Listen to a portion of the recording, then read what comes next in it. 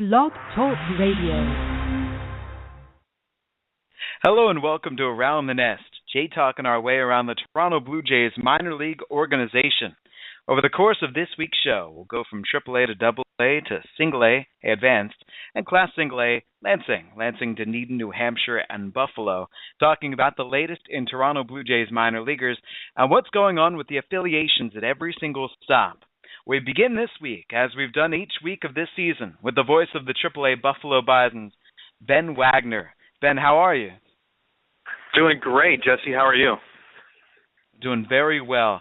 Let's begin with this. For the Buffalo Bisons, it seems like this year there's been that connection to the Toronto Blue Jays with the player movement and the players going down and coming up. And I want to ask you about the identity before we get to Ryan Tepera moving up today.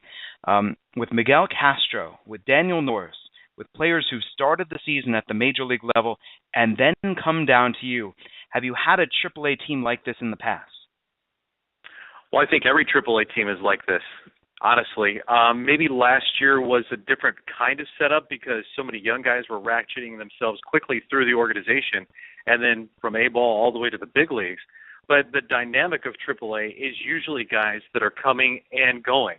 Some young, some veteran guys, some even changing organizations throughout the course of the year. So what we have is a flurry of moves, but at the same time, the makeup and why it happens never really changes because a lot of times, depending on how frequently it happens, organizations will always make moves with their AAA team. So now it's up to Gary Allenson to just make sure he knows who's on his active roster and make sure he fills out a lineup card correctly. That's really the toughest task, I think, from a Buffalo standpoint. But look at this. Minor League Baseball has been going less than a month. The Bisons have already had 39 different players after a season of which they had 73, which was just two off an International League record, and a million seemingly moves.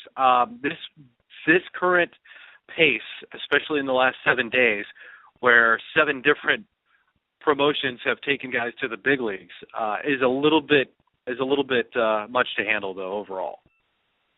Well, I was speaking with Sal Fasano about this, and he was simply going over last year and all the moves that were made, and he said, yeah, it was ridiculous last year, all of the different players coming through Buffalo, and this year already it was causing him to pull his hair out and cause some late sleepless nights, especially where the pitchers are concerned, pitchers going up and down between AAA and the major leagues. Did you have a chance to talk with Scott Copeland about his major league debut? I've crossed paths with Scott, not directly in terms of an interview format, but you could tell that a guy that makes his major league debut, while so excited to have that happen, but yet somewhat disappointed that the time wasn't longer. That's kind of the read, that you get on Scott. But now he's coming back here to fill a very familiar role. That's go out there, pound the strike zone, log a lot of starts like he's supposed to do tonight, and he'll make that first appearance off the big league debut tonight for Buffalo. Ryan Tepera goes up today. Chad Jenkins comes back down. It'll be another major league debut when it comes to Tepera. And I think that I might have seen this coming because I was watching your Twitter feed the last time that Tepera took them out, and you were so impressed with how he was blowing batters away. Yeah, he was. He found another level over the last couple of times, and I think that the difference between what he was doing earlier in the season versus later in the season, not later in the season, but more frequently in his last 5 appearances, he's throwing more strikes, and he's got better control of the splitter and the slider. That's what he's using to wipe out guys. The fastball has got great velocity, good life on it, 94 to 97 miles an hour, depending on what kind of day or what kind of rest that he's had. But he's also been throwing the cutter as well, and that's been a little bit of a difference maker for him because guys have to get geared up not only for one pitch but 2 pitches, and then keep in the back of their mind that they've got the slider and the split piece that Tepera has been using the last couple of seasons. So these are 2 dynamic pitches that have really separated him from the rest of the pack. And I think he was motivated this year as well. He had an opportunity to be protected from the Rule 5 draft last offseason. He's on the 40-man roster. The Blue Jays need depth. They love multi-inning guys. And that's the role that Ryan did all last year. He never missed a day, never missed an assignment on the Bisons roster. He's the lone one, by the way, the only guy that never moved all season long in some form of transaction. He was there every day for Gary Allenson and in the bullpen, and he's proved to be quite durable. And you can't deny the stuff. And the last 5 appearances, I believe it is, 70% of his pitches have been in the zone for strikes. Well, going from Ryan to Para, who's moving up, and out of those players who've gone down, to Para in that last outing, he relieved Daniel Norris, who only allowed 1 run in 5 2/3 innings. How was Danny, and your first time seeing him this year, after you saw him impress last season? Well, I could tell he was a little bit different of a pitcher, and we talked in our pregame conversation and just kind of feeling out where he was, I think, mentally plus physically, dealing with the dead arm phase after being so strong in spring training, where he said he felt the best that he's ever felt going into any camp. So he was really deterred from an emotional standpoint, I think, of the struggles that he was having with the dead arm on the heels of an off-season surgery as well, where they cleaned up some of the stuff in his elbow. He didn't look that comfortable on the mound. I don't know if it was just the actual mound that he was working on when he went 5 2/3, which is not a bad line at all. He gave up the 1 run, only really gave up 1 hard hit ball, by the way, of the cluster that was hit against him. But after he settled down in the first 3 innings and just kind of found a better rhythm when he was on the hill, he retired 9 of the last 11 that he faced. So he looked much crisper in the back half of his contest than the original start. And, I think clearly the stuff is there. We saw a lot of fastballs. We saw a lot of the slider from him. Didn't see very many curveballs thrown by Danny either. I think that's one thing that maybe would separate this outing versus what I saw from him just a year ago. With those initial outings, with the players coming back from the major leagues to the minor leagues after spending weeks in the majors, is there a feeling, all right, get their feet beneath them at the AAA level before seeing how things move right along? It depends a little bit. I think if a guy that is struggling on one certain thing that needs to work on, a certain pitch, for example, you're going to see a lot more of that in a non-rehab format. If they're down here on Major League Rehab, you just throw everything out the window. They're just tinkering and working. It's almost like a spring training game. But, in cases like Daniel Norris or Chad Jenkins is a bad example, but he's going to be on the shuttle clearly all year long again. These guys go out with a plan and try to execute and do things that may be a little bit different, but it's not necessarily changing their overall approach to how they play the game. And it goes for position players as well. Where maybe a guy like Steve Tolleson, if Ryan Goins / Jose Reyes are in the lineup, he's not going to play a lot of shortstop. But in Buffalo, he's going to get those reps just in case there are injuries or situations that may develop later on down the line. So he's got at least some familiarity in terms of repetitions around the bag and doing different things. So it depends on the player. It depends on, where the organization, I guess, wants to cement guys and move them around and keep them fresh at different positions. Like Dalton Pompey, he played center field. In his first 4 games with the Bisons, he played in center field. Tonight he's going to play left. It's about continuing to get those reps. And is Dalton Pompey an everyday center fielder? I think yes. Yes is the ultimate answer. But he needs to be familiar with left field and maybe even right field, depending on what the play program is, just so he's exposed out there. If ever there is a need at the big league level, you're getting the right read on baseballs hit your way, because playing left field and reading the slice of a baseball, especially off a right-handed hitter's bat, is much different in right field than it is in the other corner. It fascinates me. We can continue to talk about these guys as individuals, and all the while they're going through their individual paths and whatever their career might take them, whether it's the twists and turns for Steve Tolleson, whether it's Dalton Pompey making his way, zooming up to the major leagues, and now back in AAA and trying to work his way onward, whatever it is that a pitcher's working on. And yet, overall, as you mentioned, Gary Allenson, there's a team to be concerned about. There's a Buffalo Bisons unit that is competing in the International League North and trying to balance out the individuality and the team success. Yeah, it's a tough dynamic, because as a manager, you have to fill out a lineup card 1 through 9, and then figure out who's available and doing different things so you can manage the game, plus the game outside the game, which is Is there a major league plan where you can't use a guy for that day if they're being held out just in case? Or some guys just have aches and pains, so they're not available for that day. So it's the constant communication with Richie Hebner or Randy St. Clair, the Bison's hitting coach and pitching coach.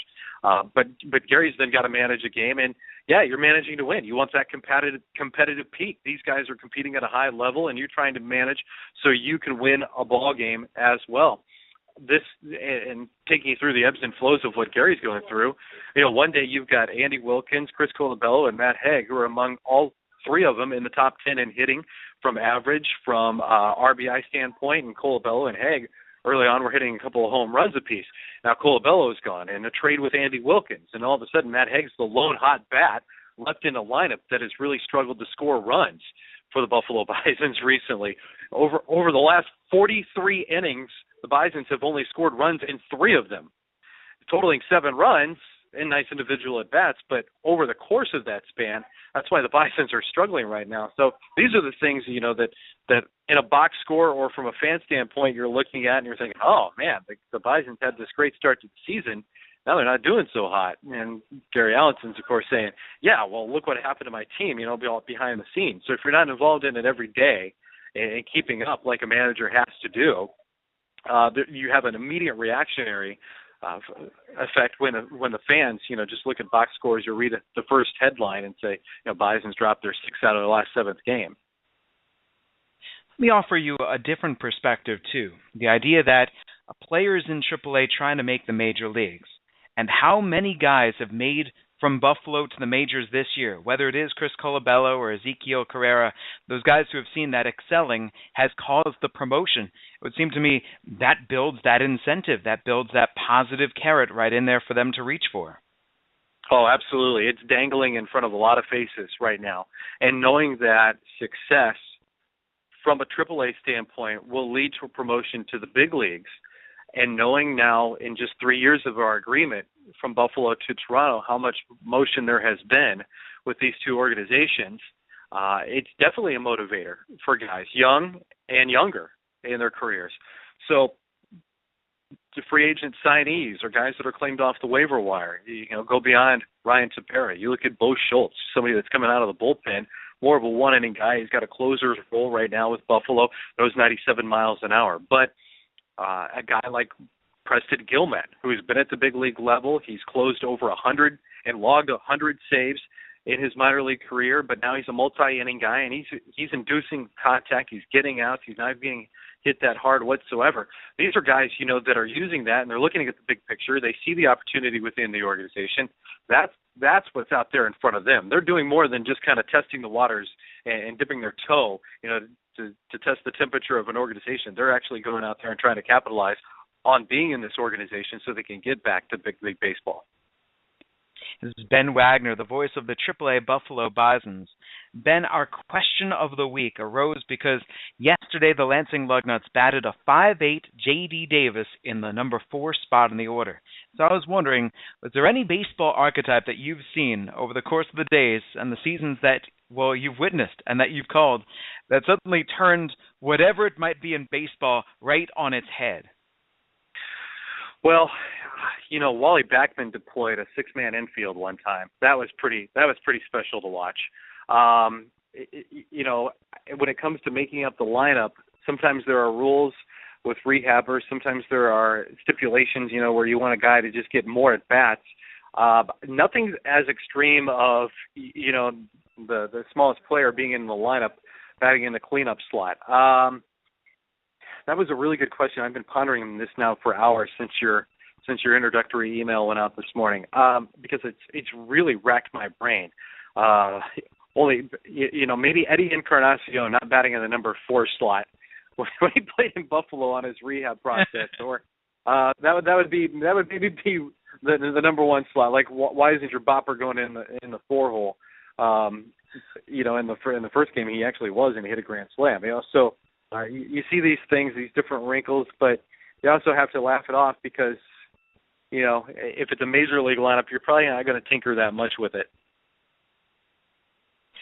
We're speaking with Ben Wagner, voice of AAA Buffalo. They're on the road this weekend. They're off near my old stomping grounds. They're taking on the Norfolk Tides today, Saturday, and Sunday.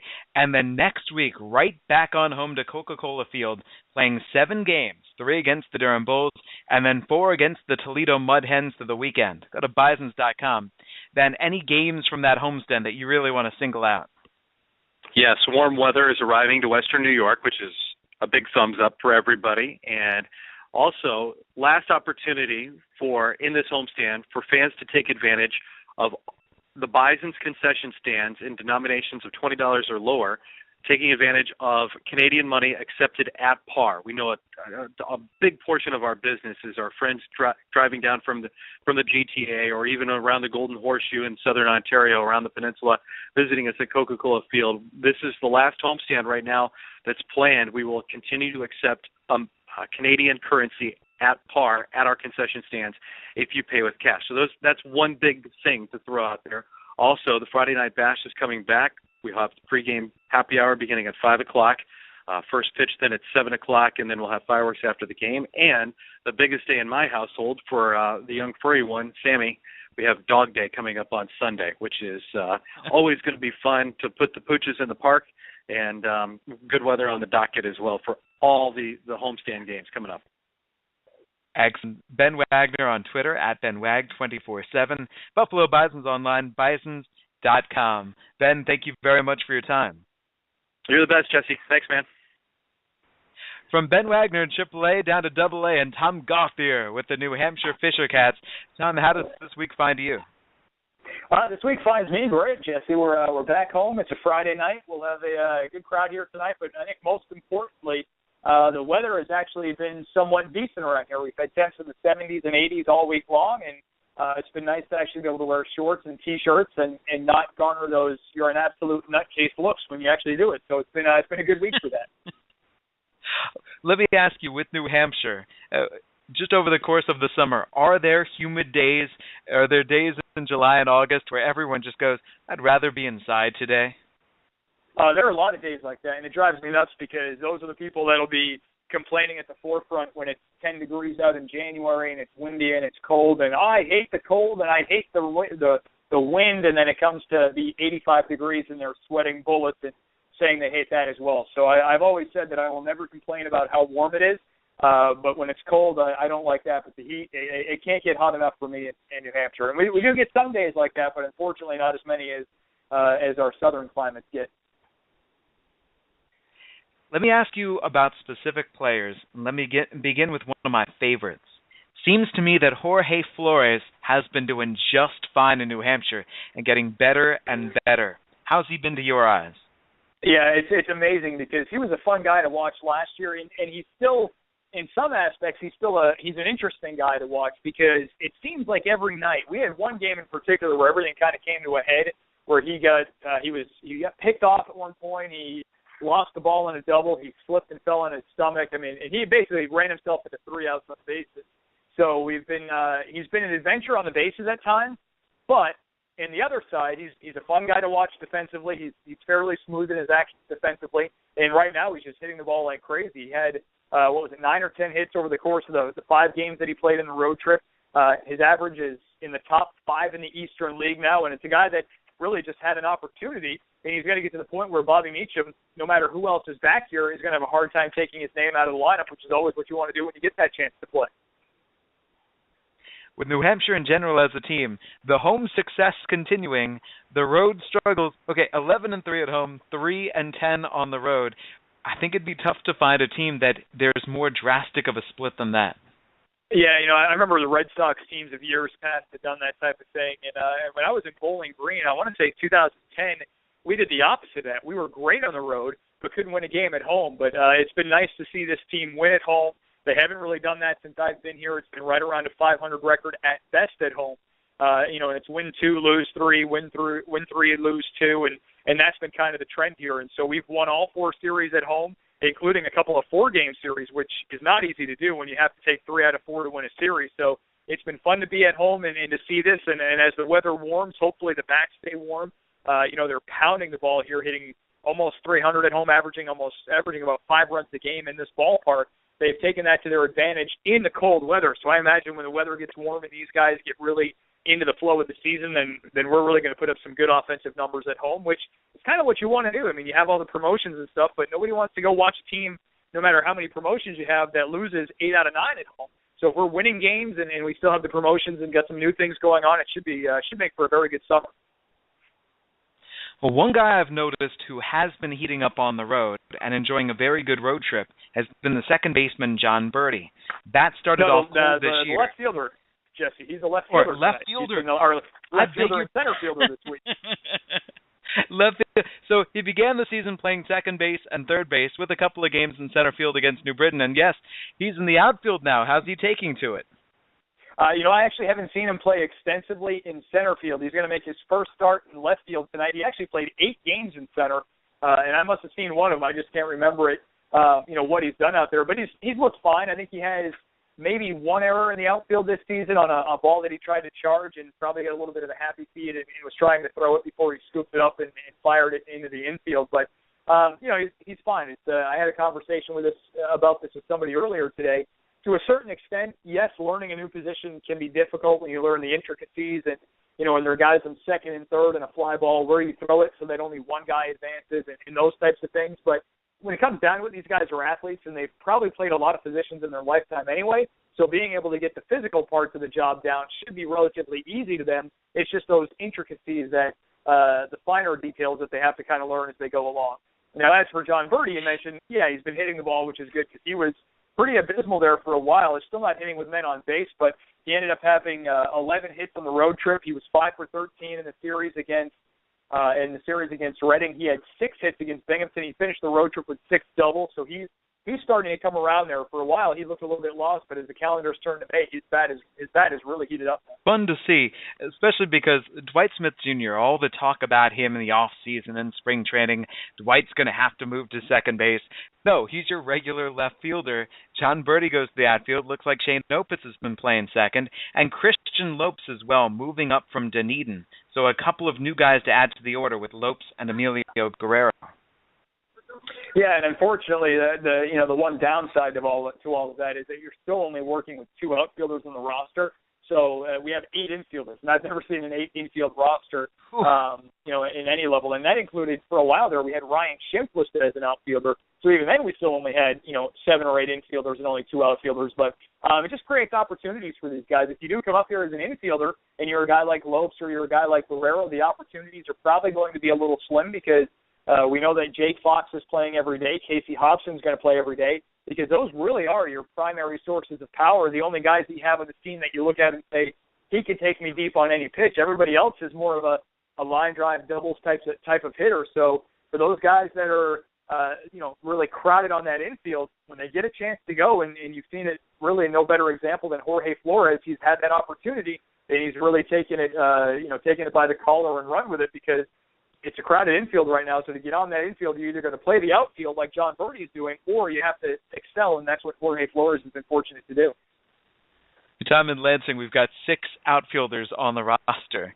They still only need 3 of them in the starting lineup according to baseball rules, but at some point, you'll get some more outfielders, I believe. We'll see how it goes. Yeah, we just have to start trading, Jesse. Let you and I make the roster decisions. We'll just make some trades, and we'll get everything squared away.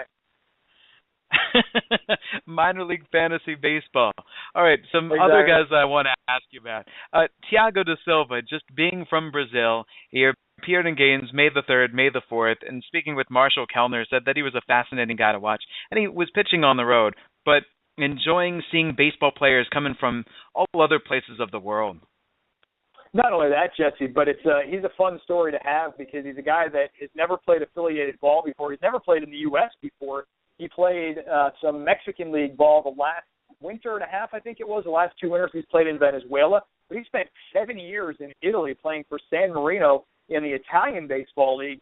So his story is phenomenal to see him get a chance here. I actually haven't seen him pitch. I'm not traveling with the team this year, so I didn't get a chance to see him pitch, and I haven't even seen him around the clubhouse yet today. But just the story itself is tremendous. I'm sure that he must have made decent money in Italy as well because he kept with it and he kept going back there to play. So I imagine not only is he an interesting story, but he's a Brazilian that's played in Mexico, Venezuela, and Italy, and now he's playing in the U.S., so he either may be a guy that speaks no languages, or he could have quite the diverse vocabulary. Who are your other favorite stories on the team? I think right now, probably Blake McFarland is still one of my favorite stories, simply for the fact that he's an outstanding artist, and I'm sure that you've seen this when he was with you guys as well. And not only that, but he pitched well with us last year. He was one of those guys that wasn't considered a quote-unquote prospect, but when he was here last year, you looked at his numbers and you said, this guy's pitched pretty well. Well, now he's taken that to another level because he's faced 39 batters, and he's retired 34 of them, and the only run that he allowed came on a balk, which happened just before he got out of the inning anyway. So it's not like if the inning would have played out as it did without that balk, a run wouldn't have scored. So he's been lights out for us, and he's a tremendous artist. He's a surfer. He's a big California guy, and really has some interesting off-field interests. And then we have a couple of hockey guys, and hockey's big around this area, obviously, and our local hockey team has advanced to the second round of the AHL playoffs, and they have a 2-0 series lead. So talking with guys like John Birdie, who was a goalie growing up in Michigan and had a chance, he thinks that he could have probably played some Division I hockey if he really pursued it as a goaltender. And then Matt Boyd, of all people, out in Seattle. Seattle has an up-and-coming youth program. Once you get up to sort of the junior ranks, you can go up through the Team USA system, and then you go to regionals. But once you get out of high school, or once you get to a certain point, you have to start traveling the country. They don't have that upper-level hockey out there, but they have a good youth program, and Matt Boyd was a big-time hockey player growing up. This is Tom Gauthier, voice of the AA New Hampshire Fisher Cats. Now to our question of the week, which is, what is a baseball truism you've seen stood on its head? What's that archetype, or whatever it might be in baseball, that you've seen someone take it somewhere, and whether it was a player in a game, whether it was a moment in a game, and suddenly done something unpredictable with it?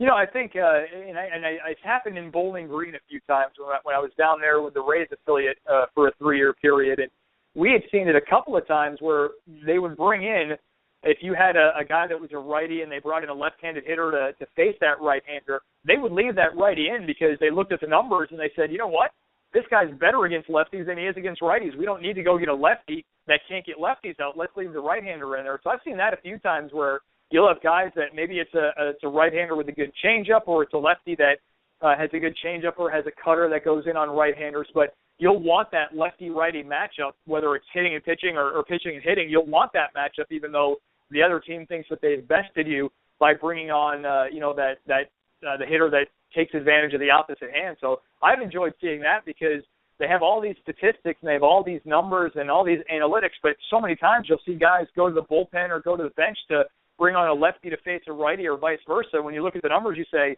there's no reason to do that. It's just because that's what they've always done. So that's what they do, and then lo and behold, the guy gets out, and you say, all right, well, that didn't work. Shucks, but you should have left the guy that was in there because he hits lefties well. So I like seeing that. I've seen that a few times, and I've actually seen it a few times where it could have happened this year and ended up not happening, which is surprising with all the statistical evidence and analytics and reports that our coaches and other coaches have been provided with by their parent clubs. I agree with you. I totally agree with the percentages, with the lefty-righty. I've seen definitely coaching staffs bring in a left-handed pitcher to face a left-handed batter. Despite when you look at their stats, it actually doesn't work out that way for either one of them. The batter either hits lefties great, or the lefty is stuff that has been getting out right-handed batters but not left-handed batters. And so it's more, lefty, lefty, righty, righty from baseball's facts, baseball's commandments, but then the reality of the situation. So I commend those coaches. Yeah, and I almost wish you'd see it more. We have a couple of guys in this team, I don't want to name any names, but guys that their numbers are historically worse against lefties in their right-handed hitters, but they'll still be brought on to face a lefty. And you look at it and say, I don't know why they're doing that. And then sure enough, 9 times out of 10, they're retired. So, and it's funny. It's so funny because there's so much evidence and so much material and scouting reports and advanced reports that coaches get in this league in AA, and in the Eastern League in particular with the affiliates that we see, and they still make those mistakes, and they still do that. I've seen other teams do it, and I'll say on the air, I'll say, that's interesting because this guy hasn't had a hit against a lefty in, 5 months, but they still go to it because that's what it's always been done. Well, the New Hampshire Fisher Cats, they've been on the road. They are now back home at Northeast Delta Dental Stadium. Atlas Fireworks tonight. Casey Lawrence on the mound. The Trenton Thunder are in town, and Tom Gauthier on the call. Tom Gauthier, Bob Lipman, Ben Gelman-Chomsky, broadcasters for the New Hampshire Fisher Cats. Tom, best of luck and have fun this weekend. Thanks, Jesse. We'll talk to you soon. All right. Well, from Tom in AA New Hampshire, off we go down the ladder to A Advanced Dunedin. I'm Jesse Goldberg-Strassler, and this is Around the Nest. Jay talking our way through the Toronto Blue Jays minor league organization. And now let's go down to Marshall Kelner with A Advanced Dunedin, voice of the DJs. Marshall, how's this week been treating you? It's all right, Jesse. How about you? Going very well. Well, with your Dunedin Blue Jays, what have been the big stories this week? I think we started to get some excellent starting pitching. Actually, going back to last Sunday, we had been shut out 5 times, and we finally were able to shut somebody else out. An 8-0 performance. Jason Aquino, who was no longer on the roster, designated for assignment when Chris Calabello got called up from Buffalo to Toronto, he threw a gem, 6 innings of shutout ball, and then the bullpen finished it up. It was an 8-0 win, and it was really the best performance probably all around for the DJs all season. Then the opening night in Tampa on Monday for the series opener there, winners 3-2 in 13 innings and another strong pitching performance that night. But since then, unfortunately, the pitching has not been as good. Justin Schaefer came up and in his first appearance on Monday through 5 innings gave up only 1 hit and 1 run. But since then, the starters have not been able to go a long time. Jairo Labourte made his return to the mound last night, was only able to go 2+ because he walked 4 guys, didn't give up a hit, but was ineffective again with his command. And then the previous night, Jeremy Gabrowski only threw 1 inning because of some shoddy defense, and he reached his pitch limit. So right now, the bullpen has been quite a bit here with the DJs, and also the offense has been stymied lately as well. But the real story for me is, can this team get some consistent starting pitching? Because it always seems right now they're playing from behind. Let me go back to Justin Schaefer. He began the season with the Lansing Lugnuts, and he began the season piggybacking. He was not a member of that starting rotation. And so seeing Schaefer move up to Dunedin after just 1 month of the season, what a great Dunedin debut. What was working for him in that start? I think what was working for him, aside from a couple walks in the second inning, was he was just attacking the hitters. I mean, first inning, got 3 ground ball outs right away, got a couple more ground ball outs in the third inning, and until he didn't give up a hit until a 2-out triple in the 5th, and then he struck out the final batter he faced in the 5th inning, looking one of his 3 strikeouts on the night, just going after hitters and attacking down in the zone. And Vince Horstman is all about that, the DJ's pitching coach. Fastball command to both sides of the plate and down in the zone, and that's exactly what Schaefer had. Justin Schaefer pitching well, and not only that, pitching in relief in that game, Luis Santos, 4 scoreless innings, 7 strikeouts. I believe Santos goes back to the mound tonight. He does, and it's been unbelievable. Opening night, Santos came on just to get some work in. We knew he was going to be a starter, but he came in and struck out both batters he faced, just blowing fastballs by people. Then he struggled as a member of the starting rotation, keeping the ball in the ballpark. He gave up home runs in every one of his starts. So it'll be interesting to see how he bounces back tonight, because he came out of the bullpen in that 13-inning game, and he absolutely attacked every hitter he faced. So in relief this year, he retired the first 9 hitters he faced, striking out like 5 of them. And to get 7 strikeouts in 4 innings, talked to some guys after, and the word they used was dominant. I mean, that's exactly what he was. He was throwing strikes with all 3 of his pitches, the fastball, curveball, and changeup. And a newer addition, Blue Jays fans might not be as familiar with him because he was picked up from the Kansas City Royals organization. This is his 3rd organization already, and Santos is only 24 years old. So it'll be interesting to see if he can transition what he had in the bullpen back to the mound tonight. Derek Lovelace was a breakout player for the Lansing Lugnuts last year. Now this year, I believe he only had drawn 4 walks through his first 15 games. But recently, even if the bat has gone a little bit quiet after a hot stretch in the last week of April, he's finding a way to get on base nearly every single game by drawing that free pass. He is, and that's important. I think the next step for Derek will be starting to drive the ball to the gaps. And we saw that in Clearwater last weekend. He had a triple to the gap in right center field. And it was his first triple of the year, had 9 last year with Lansing, and now he has 20 on his career. And I talked to hitting coach John Tamargo Jr. after the game, and he said if he puts the ball in the gaps, he can really run. The DJs have not seen a lot of that so far with Derek. So that's kind of the next step for him, but he takes very good at bats. He has struck out a little higher number than you would like to see, but with the walks starting to progress, his on-base percentage is about 100 points higher than his batting average. And anytime you see that, and he's hitting right now about 270, 280, that's a good thing. Another guy who really can run, Roman Fields, and it looks like his bat is coming along as well. He's finding ways to get on base. Once he gets on base, he steals a base. That's just the way that it goes. Dunedin has not had the greatest hitting here in the month of May, but it looks like Roman is doing his part.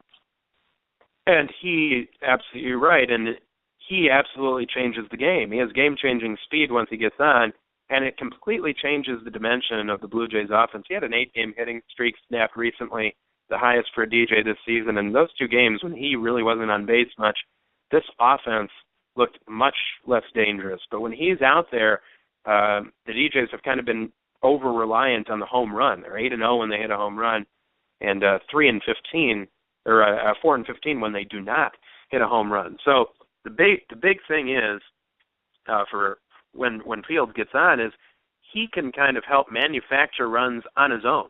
Say he gets on to lead off an inning, and or he doubles to lead off the inning, and the next guy can't get him over. Well, he'll just steal third himself.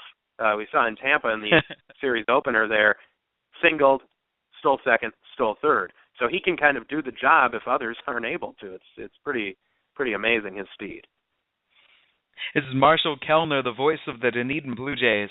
Marshall, it is legendary each and every year. Wing Night in Dunedin. How was Wing Night this year? Wing Night was fantastic. It was our second biggest crowd of the season, over 1,500 here, which is very good. It was also Thirsty Thursday, so $2 beer, wine, and soda as well. In addition to, for $12, you got into the game and unlimited wings on one of the half fields over down by the left field line. So it was a cool atmosphere. The fans were into it. Unfortunately, the team only scored 1 run, but that did not diminish the excitement of the fans. And then there was a big wing eating contest. And for a minute, a lot of people had their backs turned to the field. Luckily, they were behind the screen because it continued while play continued for about an inning, and then they moved it over to one of the side fields just so that everybody could be a little safer and keep their eye on the game and keep enjoying the wing eating contest if they wanted to as well. So it was a fun night. I love eating competitions. There was a national pizza eating competition that was held in my hometown, and it was one of the most fun events that I've ever attended. Yeah, attending, yes. I don't know about participating, but attending, absolutely. Those hot dog eaters, Kobayashi, he would train, I think, year-round to try to eat that many hot dogs. It's not something I'd want to try. I won't feel too good after, but watching is awesome. It's priceless. Yes, oh, very much so. Well, the Dunedin Blue Jays are at home tonight against Lakeland, and they take on Lakeland tomorrow night as well. And tomorrow night is Superhero Night in Dunedin, Florida. Anything that you're looking forward to? Yeah, I need to find a costume. I don't know if you have any ideas for it, but I definitely need to find a costume that I'm still able to broadcast in. I'm also a guy that I haven't mentioned, but absolutely deserves mention, is closer Will Browning. And Will Browning has been just sensational for the he's pitched in every type of situation that you could ask of him, and he's come through. The only run he's given up is a solo home run. That was his only blown save, and he was trying to complete a 2-out save, or a 2-inning save in that outing, ended up getting the win. It was a .75 ERA, 1 run allowed in 12 innings, 1 walk, 17 strikeouts. He comes out from a sidearm angle if people aren't familiar with him, and he has been just tremendous in that closing role. So he has 7 saves, and the DJs have won 12 games. So that just shows you the type of impact that Will Browning has had on the back end of that bullpen He's been phenomenal, and wouldn't be surprised to see him get a well-deserved promotion soon. Marshall, do you ever get questioned? I asked Ben Wagner, and he and I both get questioned all the time about players who are performing well for the DJs. When are they going to move up? When are we going to lose them? From fans that are really worried. Yeah, you do. And it's kind of that catch-22. Everybody here, roots for these players to do well. And we just had a booster club potluck the other day after one of our games, and one of the people speaking said, we hope your stay here is very short. And that's not because they don't like these guys. It's because you want to see them move up. But sometimes it's just a matter of where can that guy get an opportunity. And, Will Browning, a guy that certainly, I think, ability-wise could pitch at the AA level right now, but would he be able to pitch in as high leverage situations? Most probably not.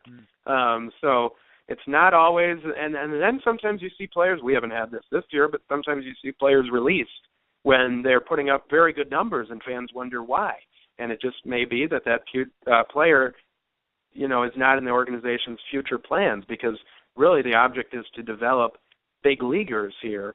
And Browning's had a great effect on the other pitchers as well. So it's all about where he fits in. And, yeah, you get those questions, but, sometimes a guy gets promoted maybe sooner than you thought, sometimes later than you thought. All you can do if you're that player is produce. And then, if you produce enough, you'll get your opportunity. Definitely. Marshall, back to Superheroes Night. I think I called my last Superheroes game as either Thor or Iron Man. It was one of the two. And since then, I think I've gone, all right, I'm in my secret identity now that I'll call this game. So best of luck to you. Thank you. Appreciate it. That's awesome. Well, did you have any questions for the Lansing Lugnuts? No, I think it's funny. I get confused by your J.D. Davis and D.J. Davises when I go look at the numbers. But it was interesting. You had J.D. Davis batting in the cleanup spot, and that's a question you posed to us this week. Yes. What did you think of that? I beg your pardon. I didn't ask you our question of the day. No, that's the question okay. Well, let's do that. I heard from Ben Wagner and from Tom Gauthier. So, J.D. Davis yesterday batting at 5 feet 8 inches tall, the cleanup hitter for the Lugnuts.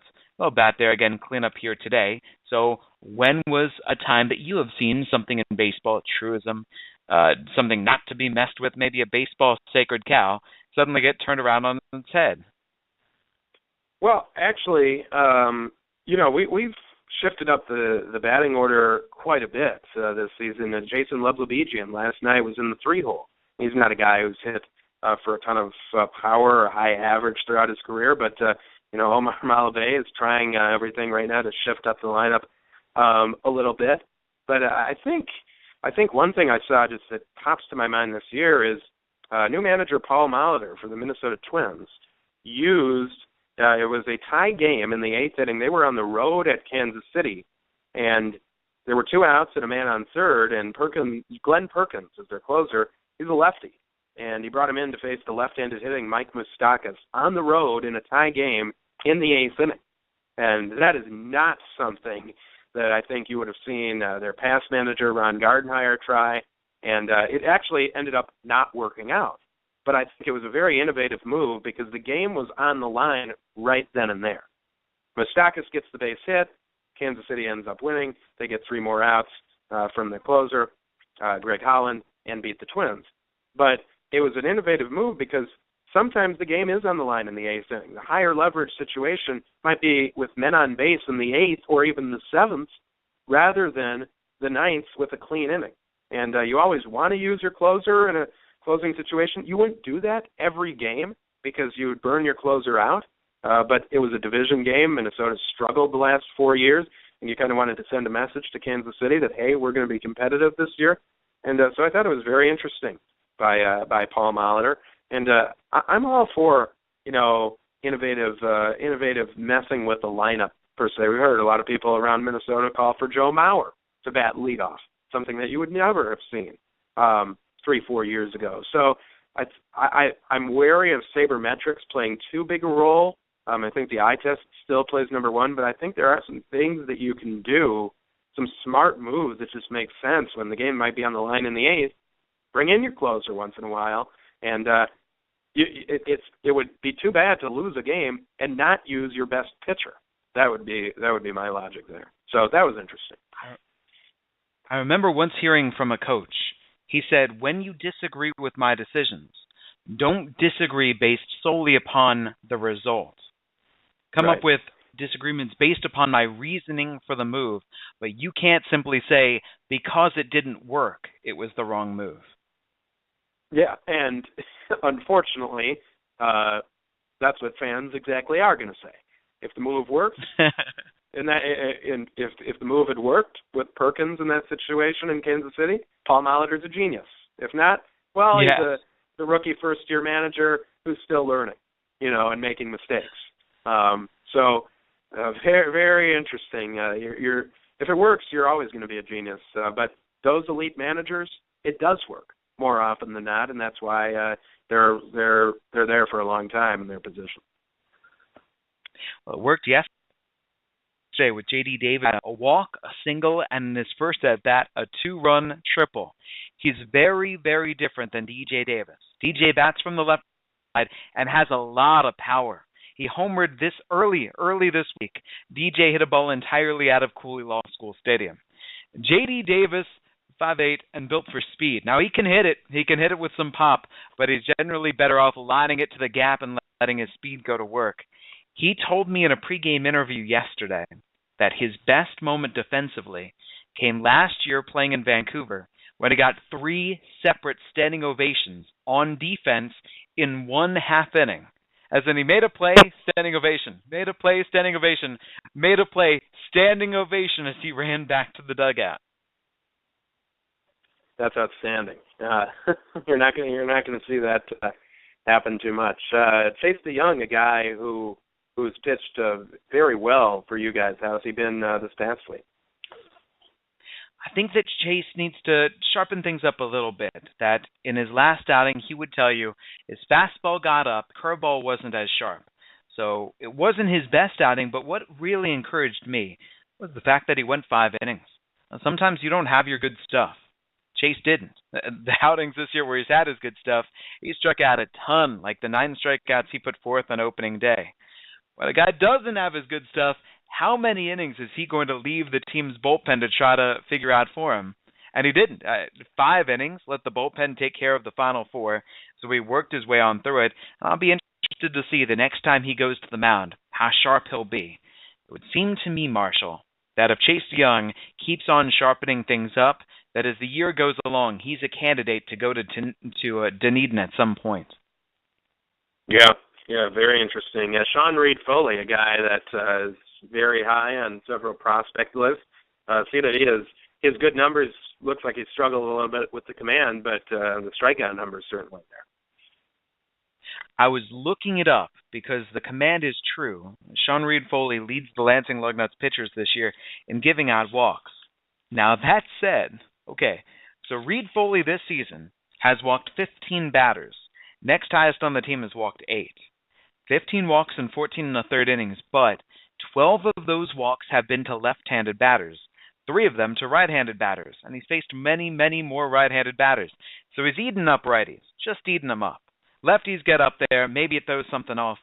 It seems to me that's an easy correction, whatever it might be, whether it's mechanical or otherwise, and he continues to be unhittable. Nobody can barrel up that Reed fastball when he incorporates the slider and the changeup. And now you add in the heavy sinker of young Jesus Tinoco, and you add in the great stuff of young Connor Green.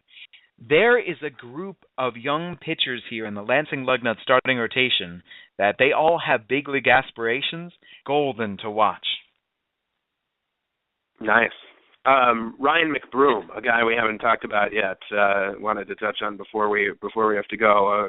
Batting well over 300, a college guy, a guy who's supposed to have a lot of power, and looks like he's been stalwart for you at first base. What can you tell us about him? He has been, and just like with Tom Gauthier in AA New Hampshire saying, hey, every now and then guys shifting out to the outfield like John Birdie, Ryan McBroom has played a very capable left field. He was out of the lineup yesterday. He's out of the lineup today. He's sick. There's an illness going around the ball club. It's a 24-hour or 48-hour bug. They're just trying to get it out of their system, and nobody is shaking hands right now or fist bumping. But it's true. McBroom gets on. McBroom has been hit by 5 pitches this year. He's drawn 7 walks. He's got 30 hits. He just hit his first home run of the season, and he blasted it to left center over a high wall. So he's getting the job done, and in speaking with him, he's not yet truly opened it up. He hasn't really gotten red hot yet. So when he does get red hot, those hits will come in 2s, 3s, maybe he'll have a 4-hit game, and everyone will say, whew. But he was the guy, when they broke spring training and came here, I was told, watch out for Ryan McBroom. So I'm glad that you asked about him. Well, it's funny because I was told, watch out for Ryan McBroom as well. So his name is getting a lot of play at several different levels. And when you're a college guy, sometimes that development can go a little quicker. And it seems like it already is for Ryan. Let me tell you about 2 other guys before we call it a day for this week. And in fact, I'm going to lead into the interview this week. Last week we had Dickie Joe Thon. The interview this week, before we get to him, Carlos Ramirez, real quick, Marshall. Carlos Ramirez was an outfielder with the Lansing Lugnuts for a couple of years. Spent all of 2013 with Lansing, spent the first month of 2014 with Lansing before he got converted to being a pitcher. There's something there. He's throwing 92 to 94. He's throwing strikes. He's got a slider and a changeup. He fired the last 2 innings yesterday. So the Will Browning 2-inning save. Carlos Ramirez, first career save as a professional, 2 innings, dominant against Fort Wayne as the Lansing Lugnuts held off the Tin Caps 8-5. That is a guy to watch for. When you throw that hard with his kind of electric stuff, I don't know. I'm interested to see as things go onward. And the last guy, Tim LeCastro. LeCastro has been hit by 9 pitches this year, leads the Midwest League. It's legit. He's getting hit virtually every other game. And even when he doesn't get hit, it looks like it's going to hit him. Beyond that, here we go. Last Saturday, comes up in the bottom of the 9th, 3-run inside the park home run. Then Sunday, after that Saturday game, on Sunday, he's at first base. Pitcher throws it away trying to pick him off because, oh, by the way, he's got 10 stolen bases to lead the team. So the ball gets thrown away down the right field line, and Tim LeCastro races all the way around the bases and scores on a pickoff. He goes 270 feet.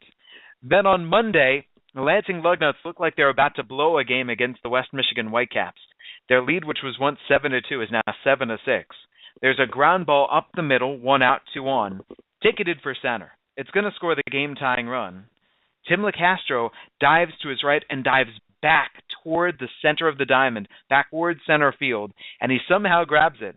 Then he pops up, he runs to second, he whips a throw to first, and it is a scintillating, game-ending double play. When he was with Bluefield, Ken Huckabee nicknamed him the Magic Man. He has been the Magic Man. He is a guy, just bookmark that name, because wherever he goes, whatever he does, it's so much fun to watch. Seems like you have a lot of guys on both sides of the ball who are fun to watch, and it's showing in the record right now for you guys. So that's good to hear, and hey, keep them coming our way. You've got it, Marshall. Marshall Kelner, voice of the Dunedin Blue Jays. Marshall, thank you very much for joining me. Yeah, thanks, Jesse. Appreciate it. Well, on Around the Nest, I promised you the interview, and here it is. Before we call it a day for this week's show, here's Tim LeCastro, Lansing Lugnuts second baseman. This is Jesse Goldberg-Strassler, joined by Tim LeCastro of the Lansing Lugnuts. Tim, what's your favorite part about baseball? I just like the grind, being here every single day. I mean, can't beat it. Wouldn't want to be doing anything else, to be honest with you. When did you start playing? I'd have to say when I was about 5 years old. Boys and Girls League. I was on the Dodgers, and it was just owned by like local companies around Auburn, New York. Mm-hmm. I think I was Rosalie's place in Skinny Atlas, a restaurant. Did you ever pitch?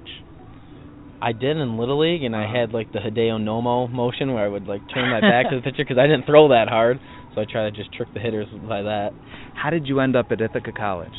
My coach from high school actually went there, and he sort of persuaded me, and then I applied to a bunch of colleges, and my mom was the one that actually said, just go there, go check it out, and I went there and just fell in love with it, and the rest is history, I guess. What was the best thing that you learned about baseball in college? How did you grow?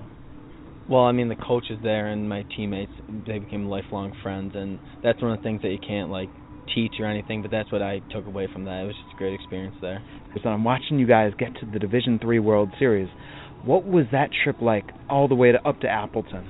I mean, it was unbelievable. I mean, we knew at the beginning of the year we were talking about making it, but then when you actually get there, it gives me chills just talking about it. But it was unreal, great group of guys. I mean, like I said before, they're my best friends and love it. What was the biggest game you've ever played in?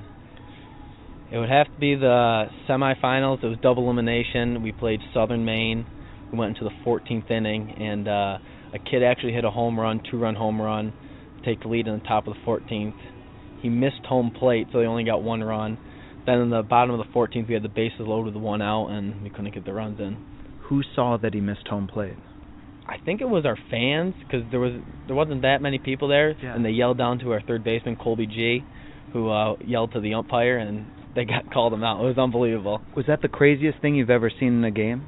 It's up there. At that point, we thought it was destiny that we were going to the national championship, but we fell short. All right, so how did you get drafted? Where were you? I was in my basement on the computer. We were just listening to live, me, my mom, my dad. And I remember I went upstairs to charge my phone or something because it was early. It was like 13th round, and I didn't really think I was going to go that early. And then all of a sudden, in the basement, I heard my dad yell, "Yes!" And he came upstairs. He said, "13th round, you're a Blue Jay." And I was like, "What?" I was shocked. Did you get any calls before the draft? Well, before the draft, I talked to the Blue Jays and the Oakland A's, but that's it. Didn't really have any idea when I'd be picked or anything, so it came as a shock. And then afterward, your phone lit up. It lit up. It actually froze because I was getting so many text messages and phone calls. It froze when I was on the phone with the Blue Jays, and I didn't know what to do, so I had to call them back and apologize. And I was nervous. I didn't know what to do, but it all worked out. Who called you from Toronto? It was my area scout. He called me, and he said, "We're going to get back to you, but just want to let you know that you were drafted by the Blue Jays, and we'll let you know more details." Did you know anyone else who's played professional baseball? My high school coach, TJ Gamba, played. My college coach, George Villicente, and one of my buddies that I met at the college, Tucker Healy. He's currently with the Oakland A's. He was in AAA last year. So a few people. All right, so now here you are in pro ball. What was your first professional season like? It was in Bluefield, West Virginia. Had no idea what to expect. Got there, and the only place I knew was Applebee's. It's the only place I could eat dinner at, but it was good. Baseball was really the only thing you could do around there, but it was a good experience. And then you went up to Vancouver last year. Vancouver all the way to the championship series, though things didn't work out. I've heard that the atmosphere in Vancouver is wonderful. What was it like? It's night and day compared to Bluefield, I can tell you that much. I mean, they have sellout crowds all the time, and they got the drunk fans behind you. I mean, they're rowdy, but it's an awesome place to play. Great experience. How did you spend the off season? I spent it in Auburn, New York. That's where I lived. I actually drove to Ithaca 5 days a week. I worked out at a training facility over there. It's called Valor Strength and Conditioning. And then just stayed around home. Didn't really travel or anything, but it was a good off season. When did you get into paving? It was with my dad. He's been doing it forever. I think in 8th grade, me and all my friends, it was just our summer job. We were paving and sealing, and I mean, that's a grind too. Talk about this as a grind. That's the real grind right there. But I love it. It's great. This is Tim LeCastro of the Lansing Lugnuts. When did you get the nickname the Magic Man? That was actually in Bluefield from Huck. He gave it to me and sort of stuck all the way up to here. Was there a play that you made that stood out? I think at that time it was because I was getting hits and just finding the right place at the right time. And he's like, "You're the Magic Man, finding spots." And then he actually had my walk-up song be like a magic song or something, and then it just took off. More fun for you, making a defensive play, stealing a base, or getting a base hit? Stealing a base. Why? It's just the rush of stealing the base, knowing that it's you against the catcher and the pitcher, and you just beat them. What do you watch for in order to know when to go? You got to watch the pitcher. I feel like you steal more off the pitcher than you steal off the catcher, so the pitcher's the biggest thing. The other thing that has distinguished you, so 32 steals last year, and 32 times getting hit by a pitch. Yeah. Has that always been for you in a baseball field? In college, my junior year at Ithaca, I actually got hit 27 times, I think it was. I think that led the country. And then my first year, I didn't really get hit a lot, and then last year, it sort of came back. So if you can get on base, that's all you got to do, because you got the guys behind me like McBroom and Rowdy. You know they're going to drive you in, so that's what you got to do. Is there a secret to getting hit by a pitch? No, it doesn't feel good, though. I can tell you that much.